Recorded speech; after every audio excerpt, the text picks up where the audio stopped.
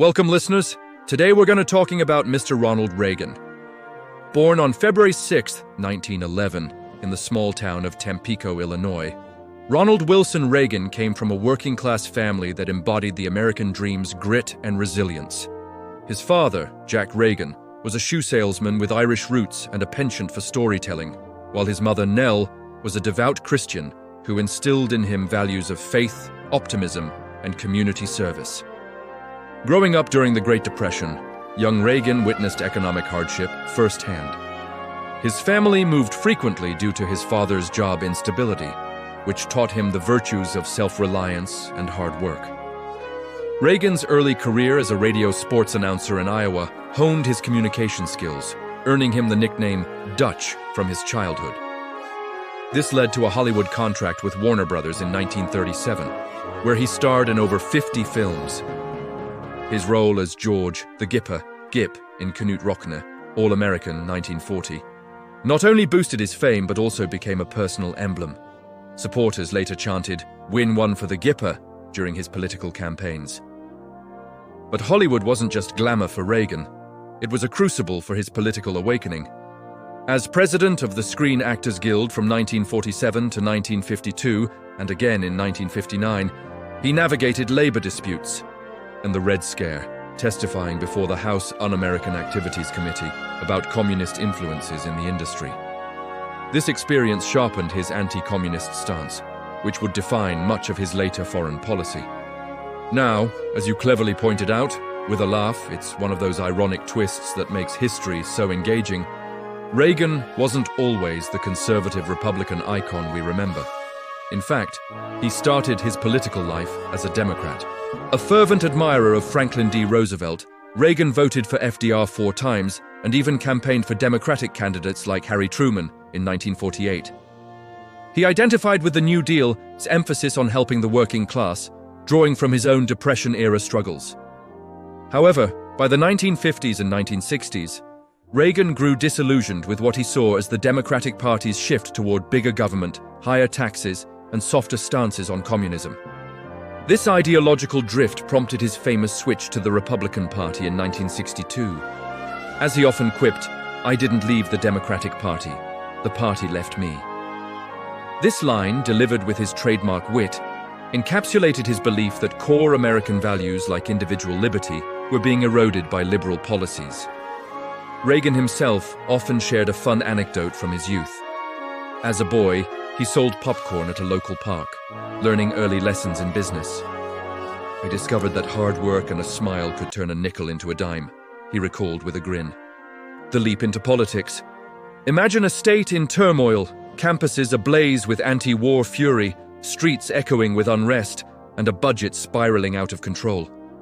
This was California in the mid-1960s, and into this storm stepped Ronald Reagan, a former actor turned conservative firebrand. In 1966, he ran for governor as a Republican, crushing incumbent Democrat Pat Brown by nearly 1 million votes. It wasn't just a win, it was a revolution. Reagan tapped into the frustrations of everyday Americans, the silent majority tired of social upheavals, soaring crime, and ballooning welfare costs. This wasn't just state politics, it was Reagan's proving ground for the national stage. Let's go further into how his 2 terms from 1967 to 1975 shaped a leader who would redefine America. Facing a massive state budget crisis, Reagan didn't just cut corners, he reinvented the system. In 1971, he signed the California Welfare Reform Act, a bold move that tightened eligibility rules, cracked down on fraud, and introduced work requirements. The results? Welfare rolls dropped by 300,000, while benefits actually increased for those truly in need. This wasn't about punishing the poor, it was about breaking the cycle of dependency and fostering self-reliance. Reagan's philosophy shone through. Limited government that empowers people rather than trapping them. Think about it. This became a blueprint for federal reforms years later. Pros: it saved taxpayer dollars and encouraged personal responsibility, proving that targeted help works. Cons: critics argued it was too harsh on vulnerable families, sparking debates that echo today in discussions about social safety nets. Here's a real-world example. a single mother in Los Angeles, previously stuck in the system, found job training through these reforms and built a stable life. Reagan later said, "We should measure welfare's success by how many people leave welfare, not by how many are added." In this hands-on experience in California, honed his vision for a stronger, more independent America. Fiscal conservatism, balancing acts and hard choices. Reagan's fiscal conservatism was put to the test early. He balanced the state budget without major tax hikes at first, slashing unnecessary spending and streamlining government. But in 1967, facing inherited deficits, he approved a significant tax increase, a pragmatic necessity he later reflected on with some regret. "We had to stop the bleeding," he admitted. This experience fueled his national push for supply-side economics, the idea that cutting taxes stimulates growth. Advantages: it stabilized California's economy, setting a model for fiscal responsibility.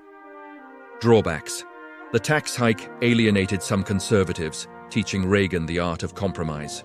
In essence, his governorship was a laboratory for ideas that would explode onto the national scene, like Reaganomics, which emphasized lower taxes and deregulation to unleash prosperity. Amid the Vietnam War's shadow, California's campuses boiled over with protests. Reagan took a hard line on law and order, famously quipping, "If it takes a bloodbath, let's get it over with," though he later clarified it was about restoring peace, not violence. He deployed the National Guard to quell disturbances, appealing to voters who craved stability. This stance resonated with the silent majority, those quiet Americans valuing order over chaos. But it wasn't without controversy. The People's Park clash in Berkeley became a flashpoint, highlighting tensions between authority and free expression. Pros: it restored calm and boosted his tough-on-crime image.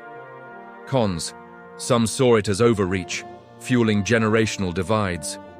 Reagan's approach here previewed his national rhetoric on strength and resolve, where Reagan turns California lessons into a national triumph against all odds. Don't forget to ring the bell for notifications so you never miss an episode. Share your thoughts in the comments. How do Reagan's policies compare to modern leaders in Brazil or Europe? Or if you've got a story from your travels that echoes these themes of adaptation and resolve, drop it below. We're building this community together. Thanks for watching, folks. Remember, history isn't just about the past, it's a roadmap for the future. Stay curious, stay informed, and we'll see you in the next one. Peace out.